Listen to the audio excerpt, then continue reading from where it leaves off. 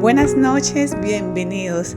Estamos en emisora Clásica Radio en el programa Radio Noches de Esperanza, nueva temporada Desafíos Actuales, donde tocamos temas de actualidad bajo una óptica cristiana. De esta manera sean ustedes bienvenidos y queremos dar un saludo muy especial. Estamos programa en vivo 7:43 de la noche, dando un saludo muy especial al señor William Sabogal. Él es el director de emisora Clásica Radio, que permite que salga el contenido de esta emisión y de todas las emisiones que hemos hecho al aire.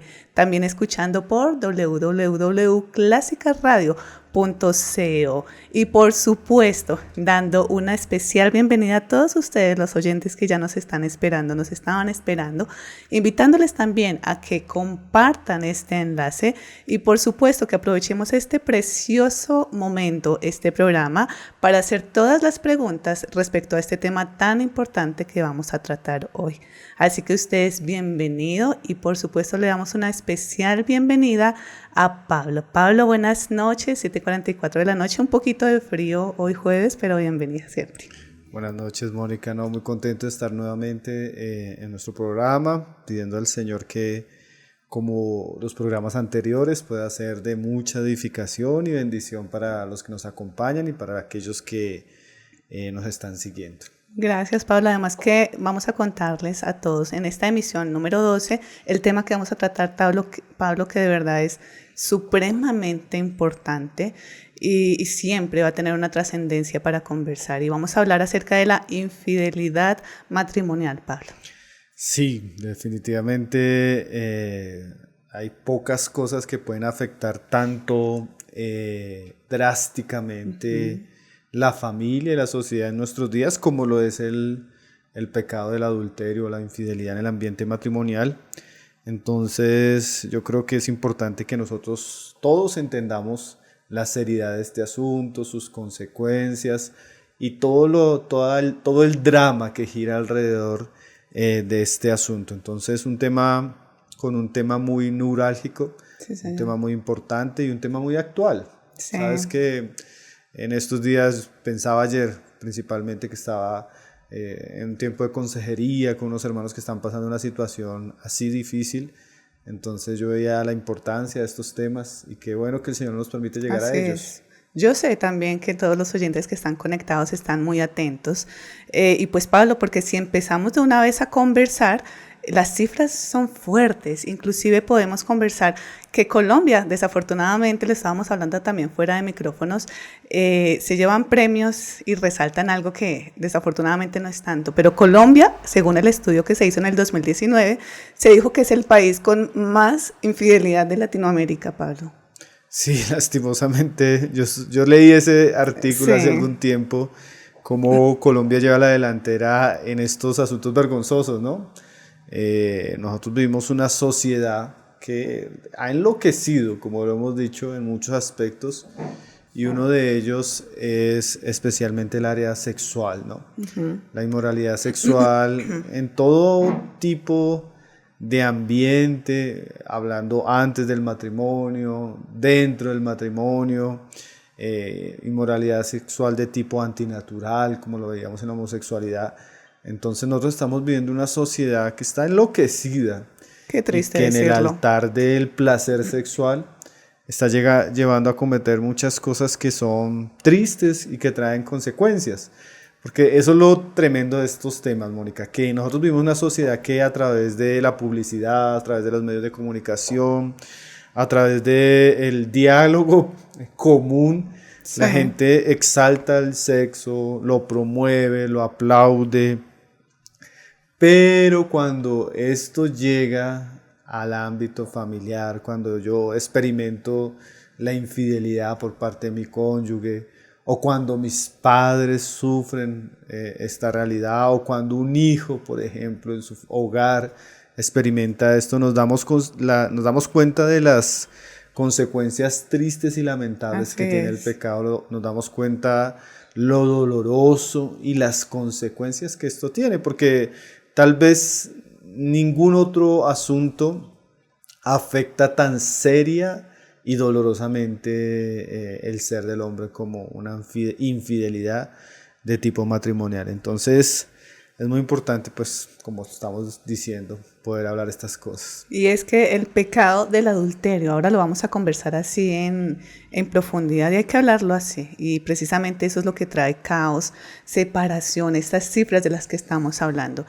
Y entonces yo quiero preguntarte, Pablo, porque ya estamos viendo, e hiciste mención también de las cifras que estamos manejando y que hay un aumento en la infidelidad, en el adulterio. Y esto nos llega a preguntar, ¿por qué? ¿Por qué hoy, estamos hablando de 2022, se ha visto tal cifra? Podemos hablar de esta manera, este aumento. ¿Cuáles crees que son las razones que se manejan para este resultado? Bueno, Mónica, yo creo que el pecado del adulterio está ligado al corazón, como lo hemos dicho muchas veces, pero también a un tipo de sociedad, como veníamos mencionando, y de cultura que no tiene temor de Dios, que le ha dado la espalda a la palabra, le ha dado la espalda a Jesucristo, a su evangelio. Y uno cree que eso no tiene un efecto, pero en realidad yo podría citarte un pasaje ahí en el Antiguo Testamento, en el profeta Jeremías, que el Señor le dice a Israel lo siguiente, dice: sus hijos me dejaron y juraron por lo que no es Dios.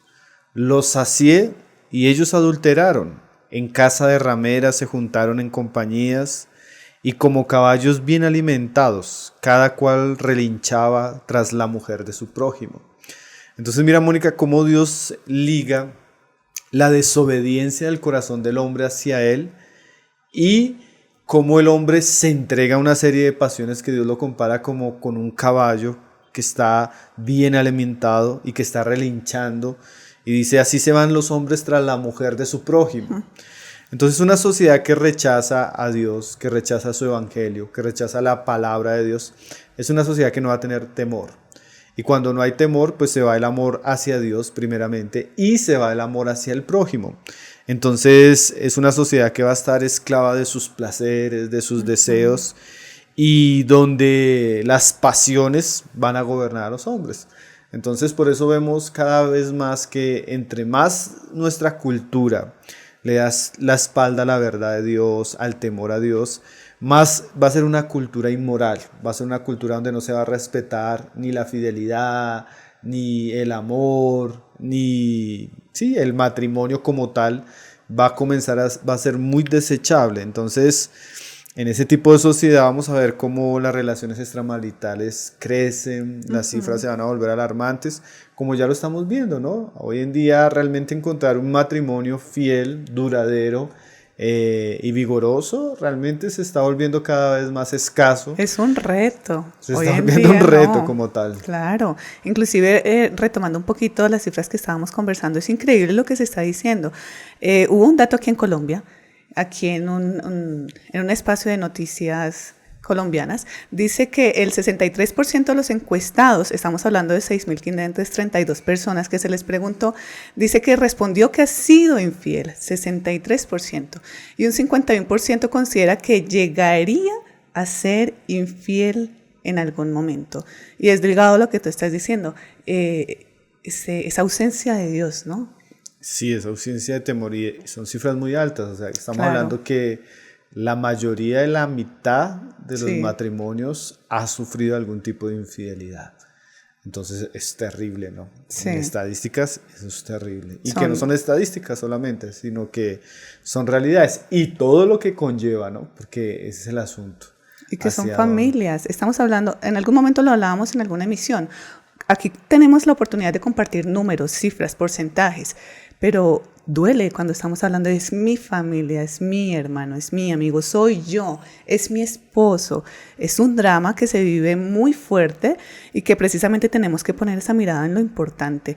Y aquí hay algo importante, Pablo, para pasar a preguntarte, cuando llega un caso así a la iglesia, un caso que está pasando por el adulterio, es supremamente fundamental el trabajo de la congregación y de la iglesia.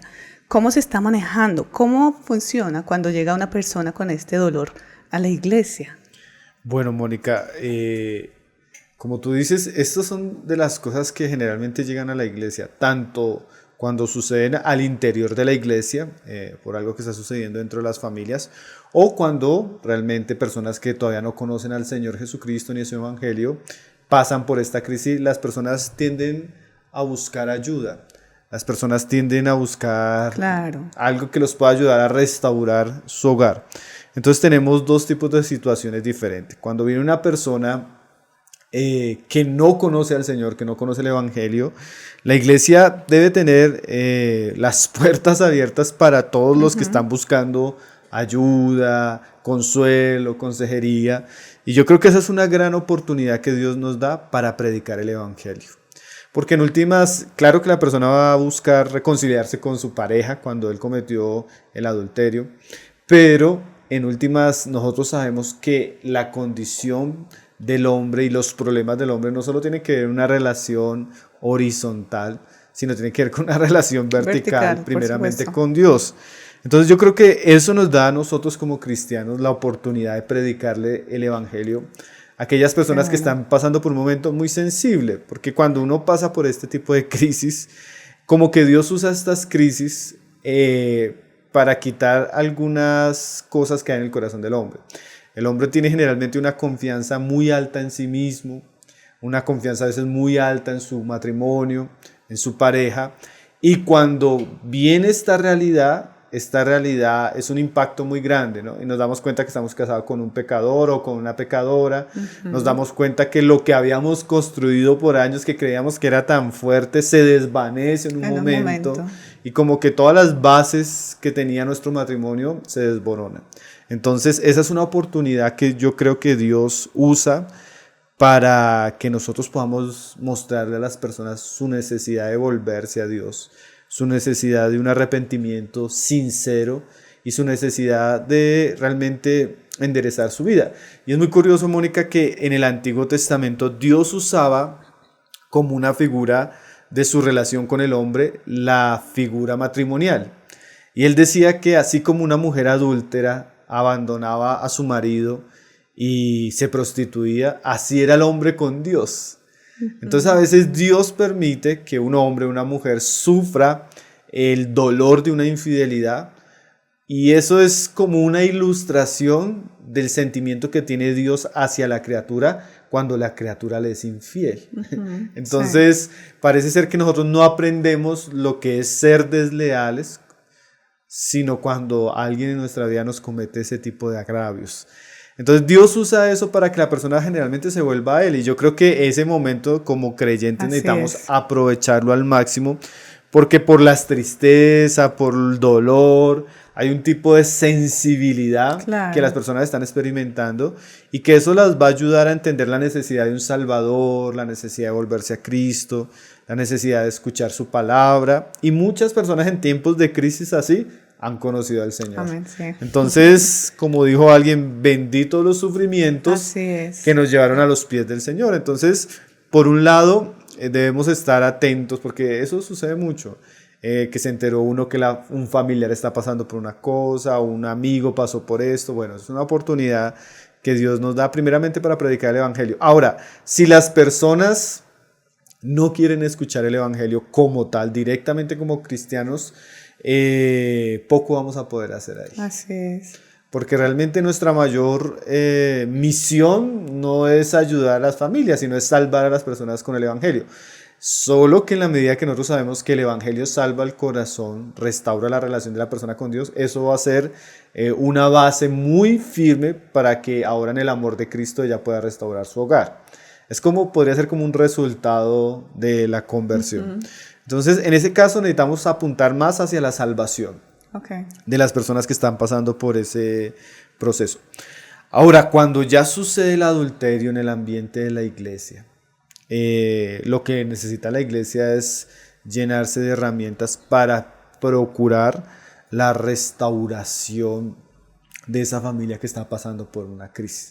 Entonces es diferente cuando viene la familia que no es de la iglesia, que no son creyentes, con esa experiencia, a cuando estamos enfrentándolo en el ambiente de la iglesia, que ahí se procura la restauración a través de la consejería, el discipulado y el acompañamiento que la iglesia puede dar a esta familia. Esa palabra es clave, además de hermosa, cuando lo conversas de restauración.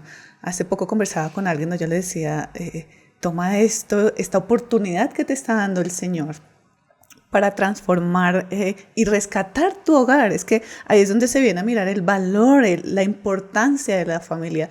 Y de alguna manera es ver lo que tú estás diciendo. Tomémoslo como una oportunidad y como esas alarmas que nos da el Señor, porque tenemos la oportunidad de corregirnos. Y diferente el arrepentimiento al remordimiento, que también es importante manejarlo allí. Y si me centro en lo que estabas diciendo acerca de la iglesia, Pablo, porque, encontramos personas de la iglesia, personas que vienen también externas, pero hablemos un poquito del papel tan fundamental que hablan, que corren estas personas que dan esta consejería. Eso es supremamente importante y yo quiero preguntarte qué principios debe tener la persona que va a aconsejar, que va a acompañar a esta familia que está con este dolor. Bueno, el consejero cristiano, la persona que asuma esta responsabilidad, él debe tener en cuenta que él necesita restaurar a dos personas afectadas y su entorno cuidarlo, que sería la familia, y si son de la iglesia, cuidar la iglesia. Y bueno, ahí, ¿qué podríamos decirle? Bueno, primero va a depender mucho el trabajo que nosotros hagamos en una pareja, en una familia que pasa por esta crisis, va a depender mucho especialmente de la actitud o el estado en que se encuentre la persona que cometió el pecado. Diríamos el ofensor en este momento. Si la persona tiene una actitud de arrepentimiento o no tiene una actitud de estar arrepentido, porque eso va a hacer la diferencia en el proceso, Mónica. Cuando nos encontramos con un hombre o mujer que cometió el pecado, pero la persona realmente no está arrepentida, realmente no quiere buscar ayuda, sino que tal vez el adulterio fue como la expresión externa de una decisión que ya hay en su corazón. Hay mucha gente que ya de pronto en su matrimonio ya está cansado de su matrimonio, ya no quiere vivir más con su esposa, ya de pronto tiene un amante y ama a esa mujer y quiere irse a vivir con esa mujer.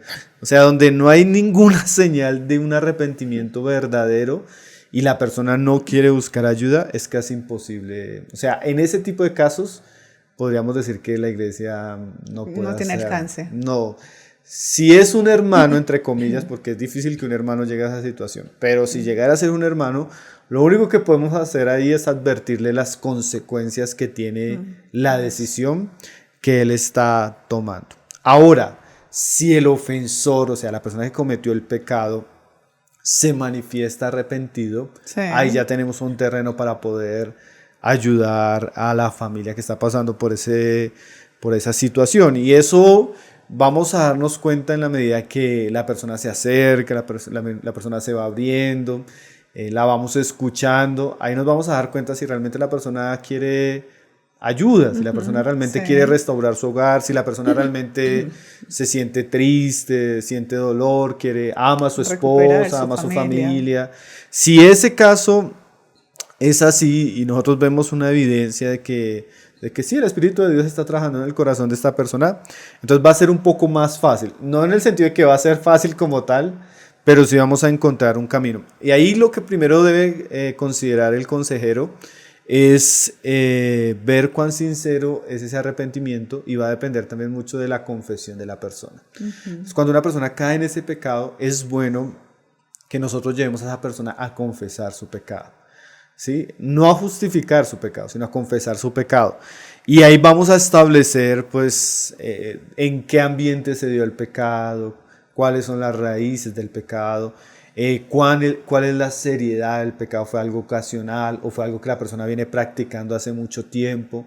¿Es algo con una persona que no tiene interés o realmente está involucrado? ¿Hasta qué punto está involucrado con la persona? Entonces, lo primero que vamos a hacer con el ofensor es escucharlo, es preguntarle. Ahí el consejero va a tener que estar de alguna manera preguntando y examinando cómo se dio el pecado, y en esa confesión vamos a darnos cuenta si la persona es sincera, si está arrepentida, y eso nos va a dar como un diagnóstico general de la situación. ¿Realmente fue un pecado ocasional o es un pecado que ya lleva tiempo? ¿Realmente la persona lo hizo y está lamentando lo que hizo o realmente se está justificando? La confesión es muy importante. Nos va a mostrar de pronto la actitud que tiene la persona hacia el pecado. Ahora, si la confesión y la conversación con esta persona nos muestra que la persona está realmente deseosa de ser ayudada, deseosa de que se le acompañe, a restaurar su hogar, ahí comenzamos a trabajar especialmente en llevarlo a dar frutos dignos de arrepentimiento. O sea, al ver que la persona confiesa su pecado, la palabra nos muestra que el arrepentimiento, cuando es verdadero, tiene frutos. Y ahí nosotros debemos animar a esta persona a comenzar un camino de restauración. Y es importante decirle a la persona que ese camino de restauración no es tan rápido y no es tan fácil. Y ahí la persona va a tener que disponerse a pagar un precio por lo que ha hecho, asumir las consecuencias de su pecado. Eso le va a ayudar, por un lado, delante de Dios a sentir paz, y por otro lado le va a ayudar a mostrar evidencia a su cónyuge de que él está dispuesto a restaurar.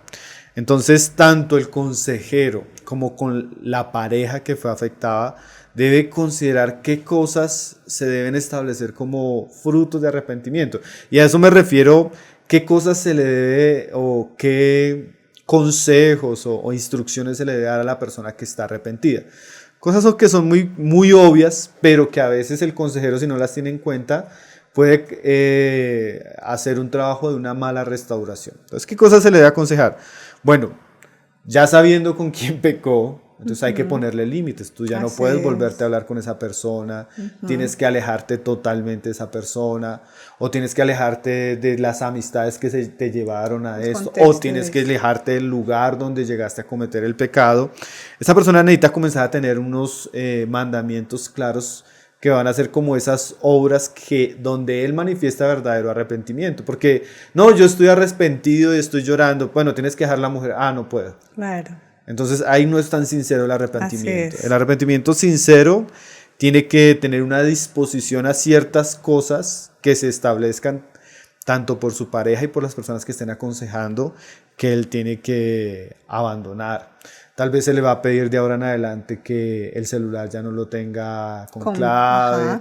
Tal vez se le va a pedir de ahora en adelante que él mantenga una comunicación donde se encuentra. O sea, esta persona debe ser consciente que él ahora ha perdido la confianza. Sí. Y que ganarse la confianza va a requerir un tiempo. Y en ese tiempo seguramente se le van a poner cosas que antes no eran normales.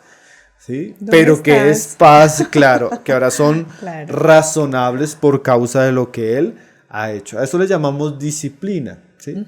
Él va a entrar en un proceso de disciplina donde va a tener que rendir cuentas, en algunos casos hasta en qué usa el dinero, si debe tener dinero, si la tarjeta la debe tener la esposa. Bueno, ahí comenzamos entonces el proceso donde lo que él destruyó, él lo va a tener que construir con el tiempo. Él debe saber que ese pecado es muy serio. Daña el corazón, daña la confianza. Entonces ahora se van a establecer límites, se van a establecer cosas que tal vez a él se le van a prohibir. Por ejemplo, en algunos casos la persona fue tan herida que la persona no va a querer dormir con él. Entonces a la persona se le va a tener que decir que por un tiempo va a tener que dormir en otro cuarto. O a veces tan serio como se le va a tener que decir que tal vez no va a poder estar en la casa por unos días. Tremendo. O sea, depende el efecto del pecado. El daño. Que se hizo para que haya una buena restauración y la persona entienda la gravedad de sus pecados. Va a darse un tiempo de disciplina con ciertas condiciones. Si la persona no acepta las condiciones, generalmente no está arrepentida. Pero el que está arrepentido y quiere salvar su hogar, él va a someterse a ciertas circunstancias que se le van a imponer. Ahora, una cosa que debe saber en este momento, Mónica, el consejero, es que es muy peligroso el perdón rápido. No debe promoverse ese tipo de perdón muy rápido, porque la persona dice, no, pero yo ya lloré, ya pedí perdón, ¿por qué ella no me perdona? Una cosa es que la otra persona aún la perdone y otra cosa es que se restaure la confianza. Una cosa es que la otra persona la perdone y otra cosa es que la persona se gane el derecho de la reconciliación.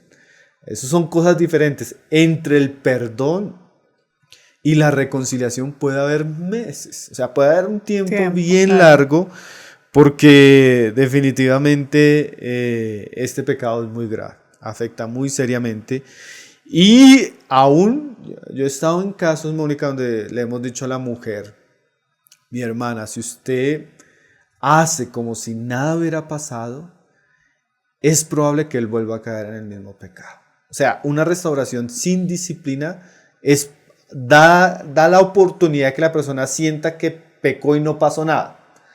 Entonces, por eso decimos que la restauración debe tener una disciplina, debe tener unos límites que se deben estipular de manera sabia, pero que van a ayudar a la persona para que sienta un poco las consecuencias y la gravedad de su pecado. Y a la par, Mónica, debe haber un proceso de discipulado, donde la iglesia debe estar acompañando, enseñando la palabra a esta persona, acompañar, instruyendo y también acompañar manteniendo una rendición de cuentas. Entonces, cuando el ofensor está arrepentido, se le debe llevar en un proceso lento de confesión, de frutos de arrepentimiento, y debe estar en un proceso de discipulado. Eso le va a ayudar mucho a la persona, primero, a estar en paz con Dios. Segundo, a comenzar a trabajar para restaurar el daño que él causó. Y tercero, pues, afianzarse para poder restaurar su hogar, si Dios lo permite. Hemos hablado en detalle de la persona que tiene esas consecuencias, ya lo dijimos, ¿verdad?, de sus actos, pero quisiera que habláramos y giráramos la mirada un poco hacia la persona que sufrió esta infidelidad, este agravio, porque también es otro panorama diferente. ¿Qué podríamos ver? ¿Cómo ayudar a una persona que sufrió esta infidelidad y que realmente dice, me cuesta, me duele? Claro, sí. Yo creo que a cualquiera que estuviera en ese estado, como tú dices, va a generar un dolor y un sufrimiento. Bueno, lo primero que vamos a hacer con la persona que fue víctima, con el ofendido en esta situación, Mónica, es escucharlo. Los consejeros van a tener que aprender a escuchar, y no solo a escuchar, a llorar con la persona. La Biblia dice eso, que nos gocemos con los que se gozan y que lloremos con los que lloran. Entonces, al comienzo con la persona afectada seguramente va a ser un tiempo más de escuchar, de acompañar, de orar, de consolar, porque esto es algo que definitivamente es muy triste. Y también como consejeros debemos aprender que hay unas etapas obvias de duelo. A veces el consejero comienza a presionar o a exhortar o a comprometer a la persona que ha sufrido el agravio para que perdone ya, no sufra, no llore. Es obvio que va a haber un tiempo de sufrimiento. Claro. Es obvio que va a haber un tiempo de duelo, porque esto es como, yo decía a unos hermanos que tenían que ver esta situación como un accidente. Y en un accidente hay heridas, hay fracturas que no se van a restaurar de la noche a la mañana y que tienen unas consecuencias. Esas consecuencias puede ser dolor, puede ser depresión, puede ser angustia. Hay muchos sentimientos que uno va a encontrar y es como un proceso que se va a manifestar. Y como consejeros debemos saber que es obvio el tiempo de lucha, es obvio el tiempo de sentirse triste. También va a haber un proceso donde la persona sienta culpa, venganza, que quiera también, ira, o sea, todo eso, esas etapas del dolor, del luto van a salir. Ira, rabia, momentos de culpa, momentos donde la persona va a sentir que ¿qué hice yo? Momentos de miedo, ¿qué va a pasar ahora con mi familia? ¿Qué va a pasar con mis hijos? O sea, esas etapas van a suceder, y el consejero tiene que saber que escuchar es aprender a ser paciente y misericordioso con la persona que está con eso. Ahora, no solo escuchar, en algún momento tenemos que ayudar a que la persona supere eso a través de la oración, a través del consejo, de la enseñanza, de la palabra. Por un lado no nos podemos escandalizar porque esto suceda, Sí. pero la idea es ayudar a la persona a que supere eso con la instrucción bíblica, con la palabra, con el consejo, con la oración. Y debemos animar a la restauración, ¿no? Siempre eso es como el objetivo inicial y que nos debe acompañar en todo el proceso.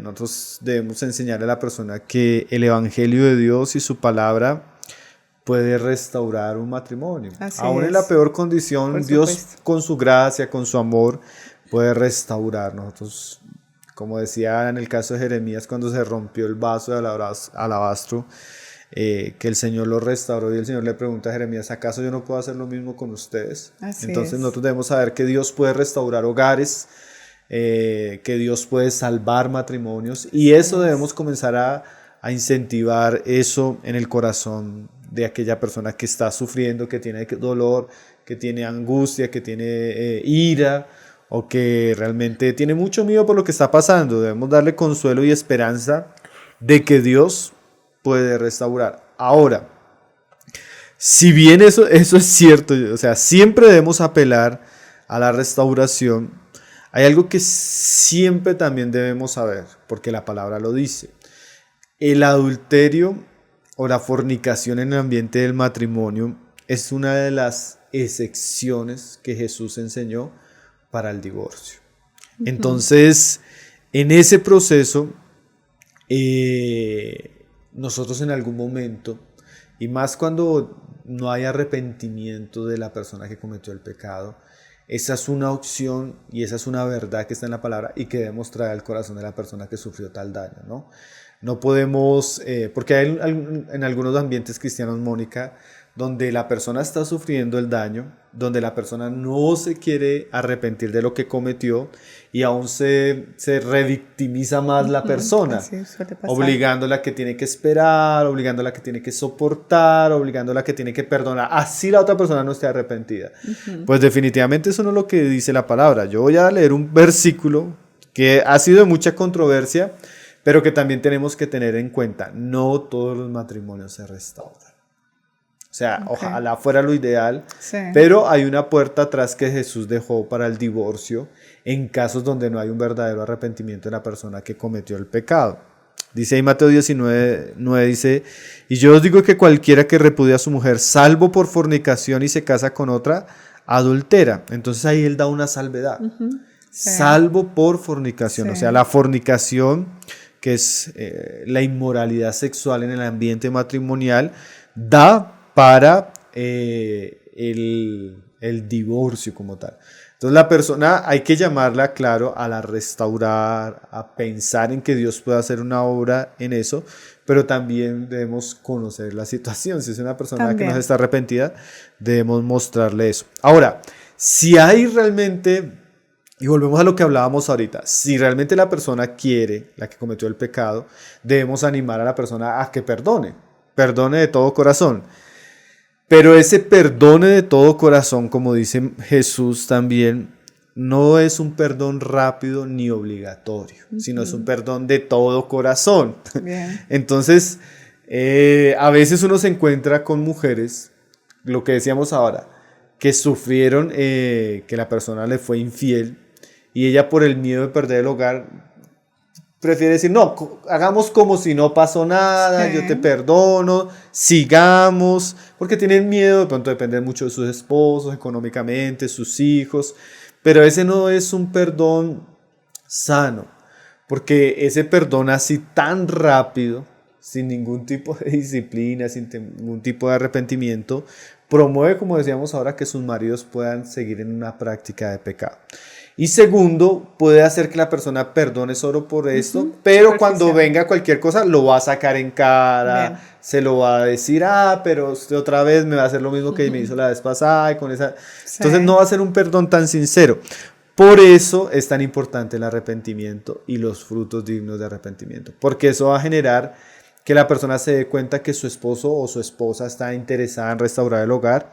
Y va a hacer que el perdón no sea ni por apariencia ni por conveniencia, sino realmente un deseo sincero de recibirlo como Cristo nos ha recibido, de perdonarnos como Cristo nos ha perdonado.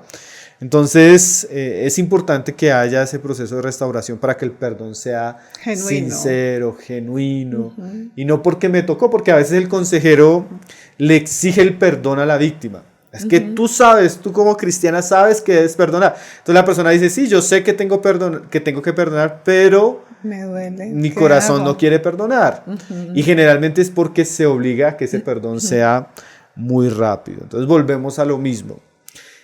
La persona, para poder perdonar y reconciliarse y volver a tener confianza en su pareja, a veces va a tener que tener un tiempo de sanación, un tiempo de restauración, un tiempo de ver la sinceridad del otro, un tiempo donde realmente está viendo que Dios está trabajando en él. Cuando eso sucede, es mucho más fácil ese perdón misericordioso, ese perdón sincero y ese perdón amoroso. Entonces tenemos que acompañar a la víctima, a la persona que sufrió este proceso, en un proceso de perdón, donde se está dirigiendo al otro a dar frutos que restauren la confianza y animando a esta persona por medio de la palabra a poder verlo con misericordia, con amor, y poderlo recibir de la manera que el Señor lo está haciendo.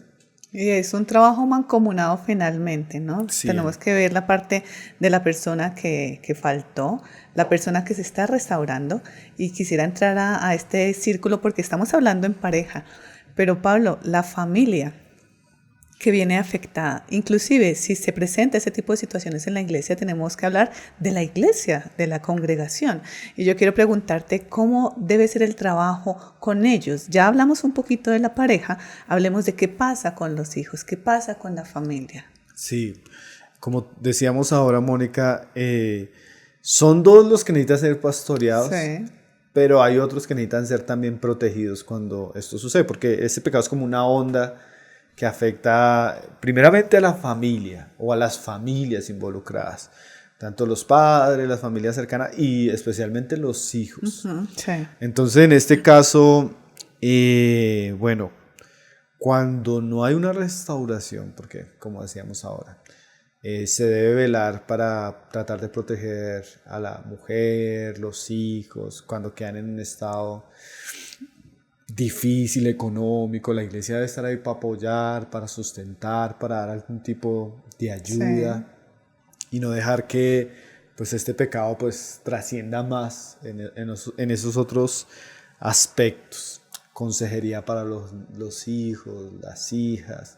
O sea, ahí comienza un drama todavía mayor que la iglesia a veces tiene que cuidar cómo está afectando esto la familia, porque a veces cuando esto sucede, tanto la esposa o el esposo mismo y los hijos quedan con un sentimiento de vergüenza, de tristeza. Sí. Y si la iglesia no es sabia en ese proceso de consolación, de acompañamiento, puede perder prácticamente a la familia completa en esta tragedia, ¿no? Entonces la iglesia tiene que estar muy pendiente de cómo acompaña a esta familia, cómo acompañarle a la pareja y a los hijos. Cuando es un caso de restauración, lo mismo. Los hijos se van a dar cuenta, ¿no? A veces cuando sucede eso, la mamá llora, grita, le dice, sí, y los hijos se dan cuenta.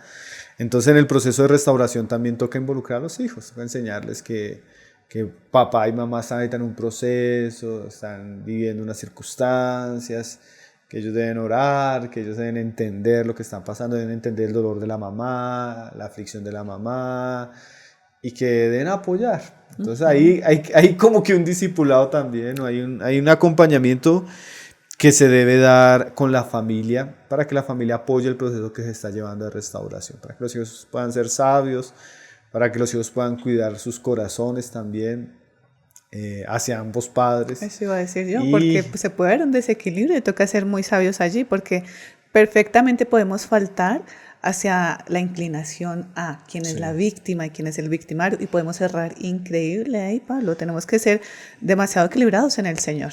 Sí, eso puede traer irrespeto a los hijos. Bueno, eso puede traer una serie de dinámicas que se deben evitar. Entonces, por eso también la instrucción para la familia es importante. Ahora, la iglesia. La iglesia, esto era una pregunta que me hacían en estos días. Bueno, ¿cómo vamos a lidiar con esto? Tenemos que contarlo a la iglesia tiene que involucrarse. El que está arrepentido tiene que pararse al frente y decir, ¿sí? Tremendo. Bueno, es un asunto complejo.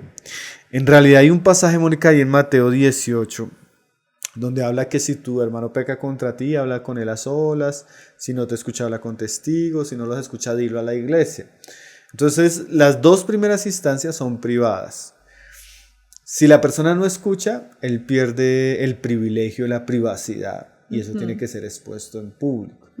Entonces, generalmente cuando no hay arrepentimiento y se termina viendo la ruptura, la separación, o las personas ya no vuelven a la iglesia, entonces en ese caso, como la persona no escuchó en lo privado, ese asunto va a tener que ser sacado a la luz. Es necesario. Sí, es necesario. Solo que los hermanos de la iglesia van a tener que tener cuidado de no traer más tristeza a la familia. Entonces no necesariamente tiene que ser a toda la iglesia como tal, sino de pronto una reunión más privada de los miembros de la iglesia. ¿A los afectados? No, más que a los afectados, a la iglesia en general, pero de una manera más privada para que no sea algo bochornoso y de mayor tristeza para la familia. Puede ser una reunión con solo los hombres, donde se cuente lo que pasó y que estemos orando por la familia porque tal hermano no va a volver a la reunión porque pasó esto. Eso es un asunto muy delicado, pero como la persona no escuchó, en últimos pierde la privacidad y la iglesia seguramente va a estarse preguntando qué pasó con el hermanito que no volvió, Claro. Entonces ahí la iglesia tiene que dar un testimonio. Ahora, en el caso Mónica, donde la persona escuchó a los 2 o 3 y está sometida a una disciplina y está en un proceso, en ese caso no hay necesidad de exponerlos, porque el caso de donde se cuenta la iglesia es el caso donde la persona no escucha. Pero si la persona está arrepentida y la persona está sometida a la disciplina y quiere restaurar su hogar, está en ese proceso, si el pecado, y eso es buena la aclaración, si el pecado no salió a la luz, no necesitamos exponerlo. Importante tenerlo claro. Eso es bien claro, o sea, si fue algo que se enteró la esposa, se enteró la familia y los hermanos de la iglesia, los pastores, los ancianos que están acompañando el proceso, pero no salió de ese círculo, sí, entonces se puede mantener en privado. Y ahí, pues, porque Jesús dijo, ¿no? Si escucha a estos hermanos, no necesitas sacarlo a la luz. Cuando así él se esté sometiendo a la disciplina, debe ser sacado a la luz. Cuando el pecado involucró a la iglesia porque se supo. Sí. Digamos, por ejemplo, ese tipo de pecados donde fue con otra familia en la iglesia y hubo un escándalo. Qué difícil. O donde el caso es un hermano que está en el ministerio y la iglesia se enteró. O sea, ya que por fuerza, por las circunstancias, el asunto salió a la luz, o sea, se hizo público, la iglesia y los que pastorean la iglesia van a tener que pronunciarse. Porque a ellos ya no tienen que pensar solo en la familia, sino en la iglesia, porque la iglesia comienza a murmurar, no, pero fulano cometió tal pecado y nadie está haciendo nada, sigue viniendo a las reuniones, ¿cómo vamos a permitir eso? Claro. Entonces, cuando el pecado sale a la luz, los hermanos que van a estar al frente tienen que asumir la situación, solo que ellos tienen que hacerlo con amor, con claridad, o sea, la claridad de, sí, pasó esto, estamos acompañando, hay una disciplina. La iglesia tiene que saber, pero también la iglesia tiene que cuidarse de murmurar. Están estas familias afectadas, vamos a acompañarlos, vamos a orar. O sea, tiene que haber claridad, claro, tiene que haber luz para que eso no sea tropiezo para las personas que están reuniéndose. Entonces, sí, la iglesia va a depender mucho de las situaciones, ¿no? Hay una sabiduría implícita que debemos tener en ese tipo de casos para que no sea mayor el problema o no tenga más consecuencias de las que ya está teniendo. Y bueno, generalmente eso trae pues tristeza para la familia y para la iglesia. Claro. Mucha decepción, Tremendo. Mucha frustración. Yo hablaba con unos hermanos que estaban tratando un problema así en una iglesia local. Y yo le decía a mis hermanos, traten de dejar que eso no los desanime. No es... por más que uno enseñe, por más que uno aconseje, la carne del hombre, el pecado del hombre va a llevarnos a estas circunstancias. Pongamos la mirada en el Señor, tratemos de ayudar a restaurar y guardemos nuestro corazón del desánimo, porque son cosas que traen mucha tristeza, mucha preocupación, mucha aflicción A veces cuando uno visita una iglesia y ha pasado algo así, hay un espíritu de tristeza, como una nube negra que cae sobre los hermanos. Por eso es tan importante la sabiduría, el amor y la claridad para tratar asuntos así, para que eso no obstaculice el avance que está teniendo el Señor en medio de su pueblo. Además que todas las consecuencias que hemos estado hablando, Pablo, es tremendo, es tremendamente doloroso. Y yo creo que si bien hay personas, inclusive aquí en los oyentes, en las que van a ver después este programa, se van a sentir identificadas con algo, van a decir estoy pasando por este proceso, pero hablemos acerca de cómo prevenir, Pablo, porque de alguna manera nosotros, nuestras familias, en la iglesia, ¿cómo podemos prevenir estas situaciones tan dolorosas? Bueno, eso tal vez es lo esperanzador de tratar un tema como este. Porque es muy triste ya cuando llegamos a tratar el accidente como tal. Correcto. Pero la prevención en estos asuntos, yo creo que es uno de los trabajos más importantes que tiene la iglesia. Bueno, lo primero que podemos decir es que ninguna familia, ninguno de nosotros está exento de pecar. Así es. Eso nos hace a todos responsables y muy intencionales en nuestros matrimonios para prevenir este asunto. Lo primero que es obvio para prevenir el adulterio, la infidelidad, es que si nosotros tenemos, Mónica, una buena vida cristiana, una vida piadosa, eso nos va a apartar del adulterio y de este tipo de pecados. Entonces Dios nos ha dado medios de gracia, que todos tenemos al alcance como hijos de Dios. Tenemos la oración, tenemos la palabra, tenemos el congregarnos, tenemos la devoción. Y en la medida que yo crezco en la oración, crezco en la palabra, crezco en mi vida cristiana, tengo una vida ferviente, eso me va a alejar de la tentación. Como el Señor dijo, orad y velad para que no entréis en tentación. En la medida que yo oro, la oración me aleja del pecado. Pero también es cierto que en la medida que yo estoy caminando hacia la tentación, yo me alejo de la oración. Sí. Entonces, nosotros debemos tener un tipo de vida cristiana ferviente. Porque eso nos aparta del pecado, nos aparta aún de nuestra propia carne, de nuestro propio corazón engañoso. Cuando yo veo una familia donde el esposo, donde la esposa tienen un cristianismo tan superficial, tan tibio, una de las preocupaciones que uno tiene más es esta, que uno sabe que la persona que es tibia, que es superficial, es una persona que no tiene una fortaleza espiritual para cuando venga la tentación. Entonces, lo primero que nosotros debemos considerar por amor a Dios y por amor a nuestros hogares es tener una vida cristiana genuina, una vida cristiana que siempre está alimentándose de la palabra, que siempre se está congregando, que siempre está orando, que siempre está procurando servir y agradar a Dios. Ahora, lo segundo es que el cristiano debe tener límites que lo protejan. La palabra siempre nos dice que nosotros debemos huir de la fornicación. La palabra nos dice que el sabio ve el peligro y se aparta. Entonces hay límites y medidas que nosotros podemos tomar como mecanismos de defensas para evitar el pecado. Entonces hay varias cosas que yo podría mencionar que son obvias, pero que realmente necesitan ser como reglas que yo tenga muy establecidas y nunca pasar esos límites. Por ejemplo, yo debería evitar lugares que para mí son una tentación en el área sexual, ¿sí? Un hombre no debería caminar por la zona roja, ni entrar a ciertos lugares, porque eso es, para su alma, eso es un peligro grandísimo. Pero no solo eso, yo como casado debería evitar conversaciones a solas con personas del otro sexo, que puedan ser una tentación para mí. Yo nunca debería mantener un tipo de intimidad ni de conversación privada con otra mujer que no fuera mi esposa. Eso es un límite que es obvio, pero que yo debo establecer. Por ejemplo, yo nunca debería permitir tener secretos con mi esposa en relación a otra mujer. Esos son límites que yo debo establecer muy claramente y evitar todo tipo de intimidad, sea por celular, sea por redes sociales, sea a altas horas de la noche.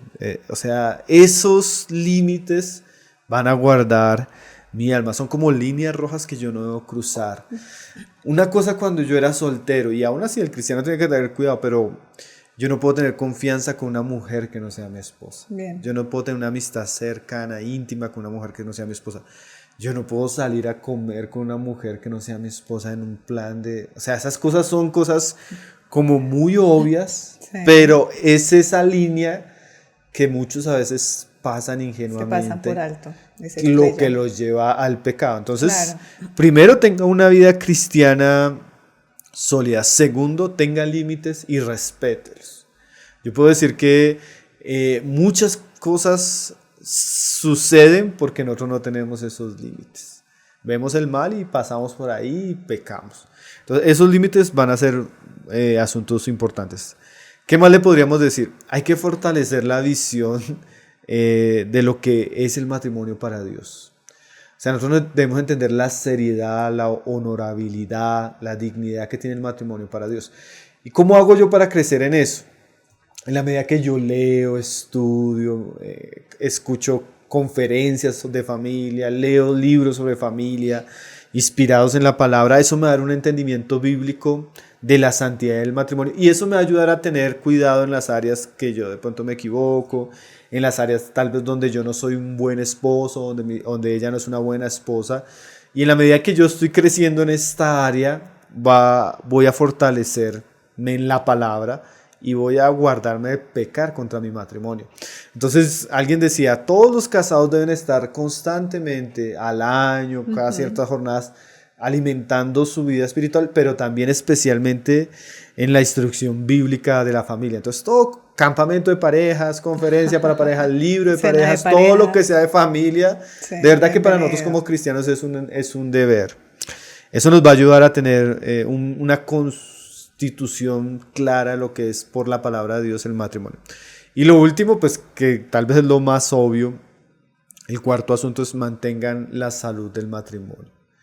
¿Qué quiere decir eso? La palabra dice, sea bendito el manantial de tu mujer, alégrate con ella, tus caricias te satisfagan en todo tiempo y en su amor recréate siempre. O sea, el matrimonio es como una planta, como muchas veces se dice, que hay que cuidar. Sí.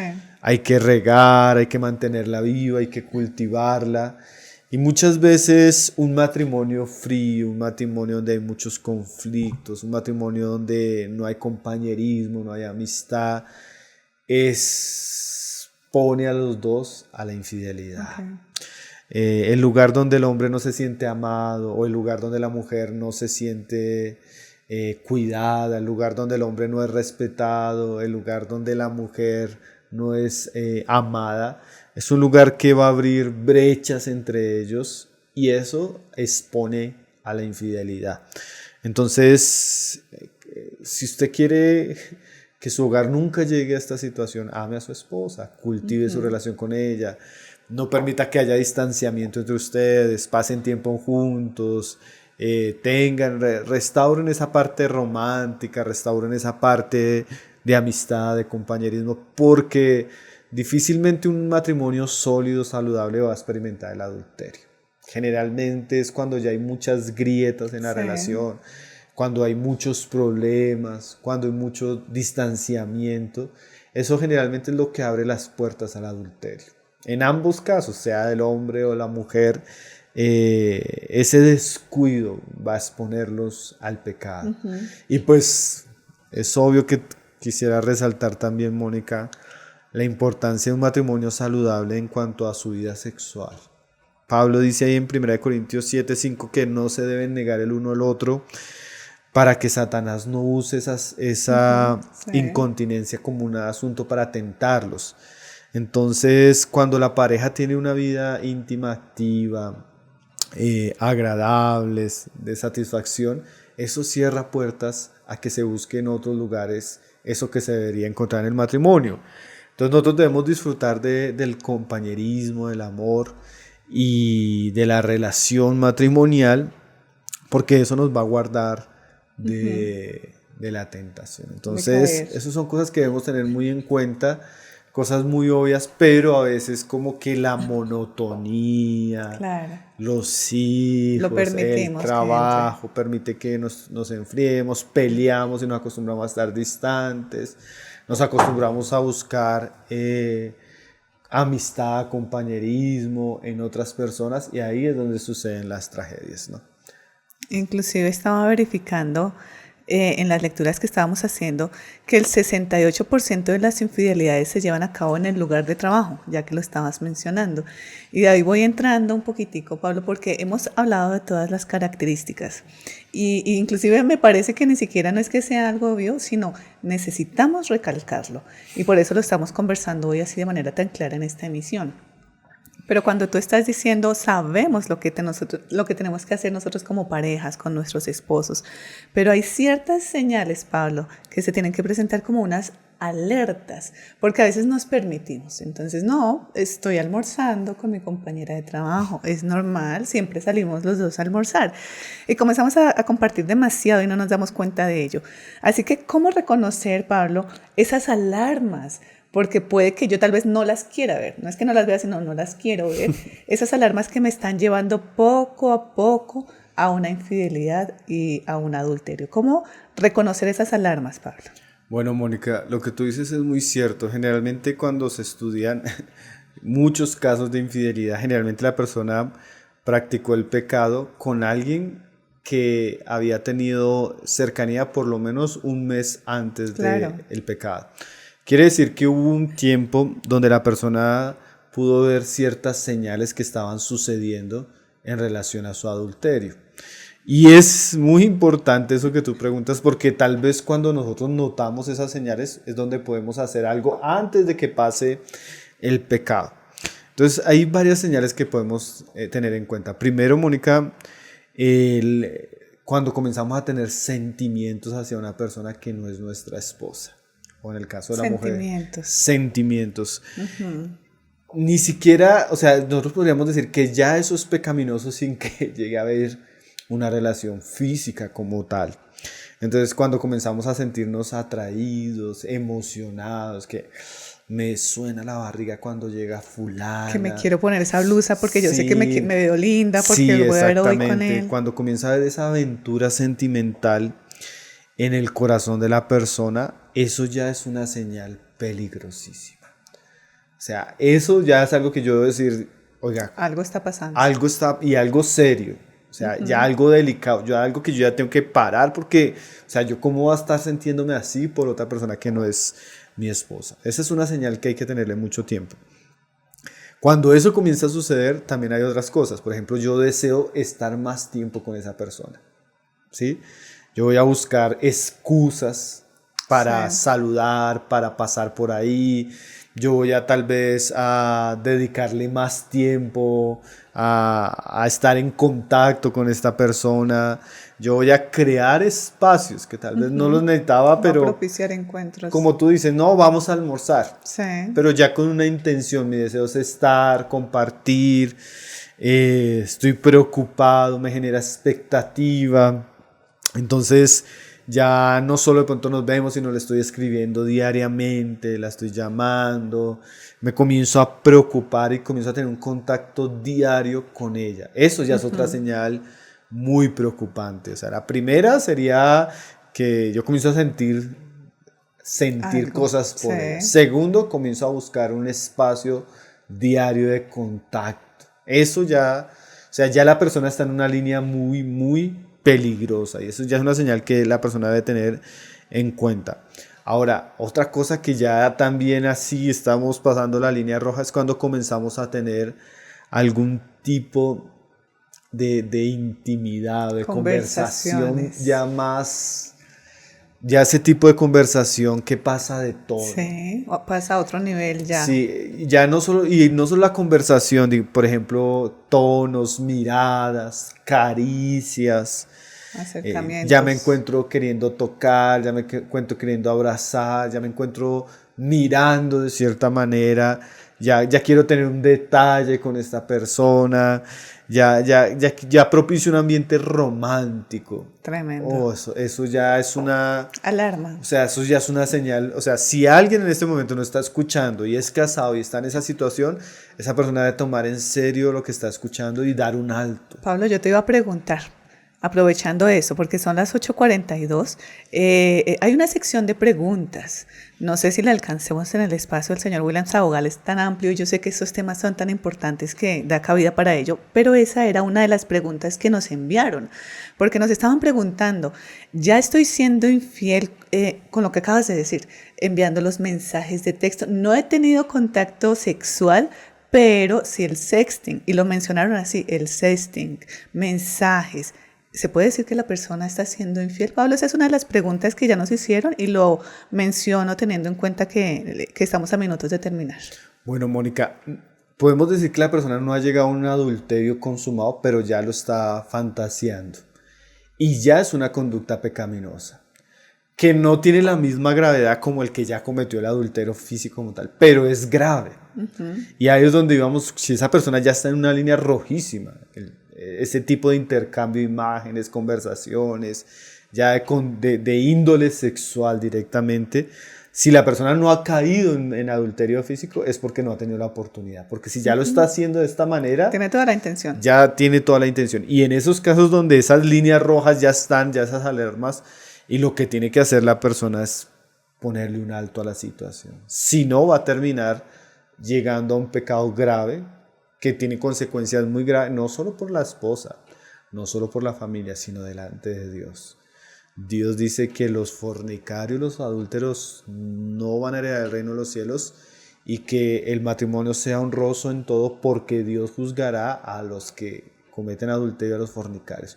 O sea, esa persona está en un momento donde debe darse un alto, donde debe detenerse. O sea, si yo estoy en las cosas que veníamos diciendo, si yo estoy viendo que estoy sintiendo que por dentro me estoy enamorando de una mujer, que estoy buscando espacio para hablar con ella, que propicios, que soy detalle, que quiero abrazar, ya tengo que detenerme porque ya estoy al borde del adulterio.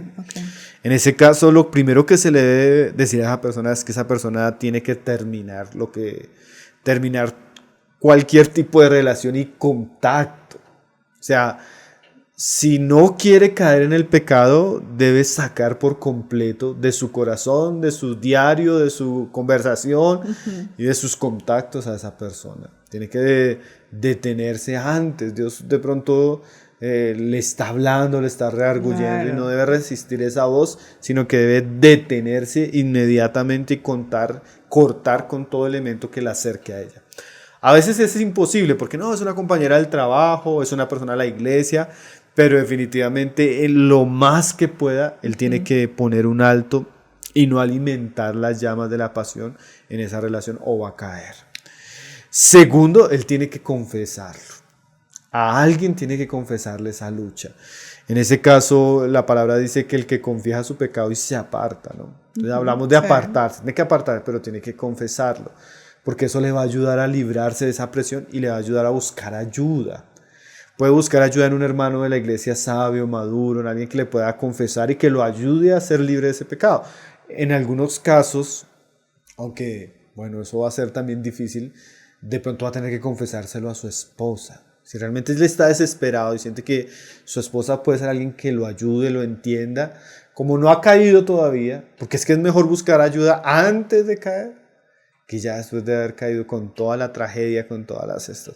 Si la persona está realmente siendo redarguida, que se aparte, que confiese y que pida ayuda para no caer en eso. De verdad que piense en su familia, que piense en sus hijos, que piense en su hogar, que piense en Dios, que piense en las consecuencias que eso va a traer sobre su vida y que se detenga y busque ayuda, confiese.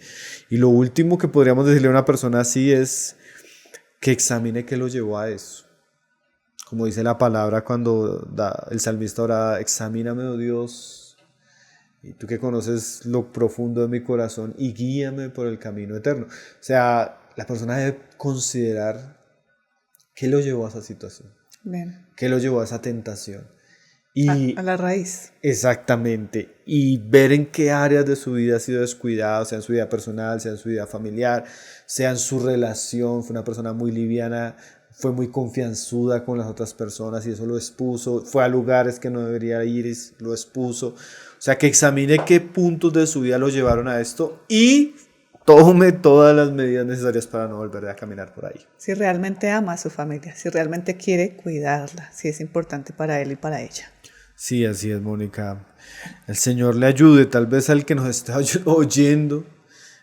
Aún yo podría decirle que la persona que tal vez no es, sino está viendo que su pareja va en un rumbo así, yo le podría decir que busque ayuda, busque consejería, si son cristianos, busque ayuda en la iglesia, que puedan aconsejar a su esposo o a su esposa, que trate de restaurar su hogar, que no deje que vaya más distanciamiento, o sea, no espere a que suceda la tragedia para buscar ayuda, mejor antes que después. Así es, así es.